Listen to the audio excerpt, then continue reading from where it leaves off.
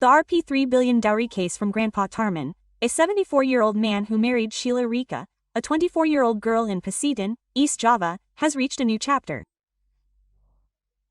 The Pacitan police received a complaint about Rp3 billion dowry allegedly given by Tarman to the girl. Pacitan Police Chief AKBP Ayub Diponegoro Azar confirmed the complaint about the fake paint at the Integrated Police Service Center, SPKT, of the Pacitan Police. This complaint was received at around 3 p.m. Western Indonesian time on Monday, October 13th, accompanied by evidence in the form of several screenshots. This report was made by Bambang Visnu Aji Herna Mahendra, the owner of the @Kandang Pacitan account.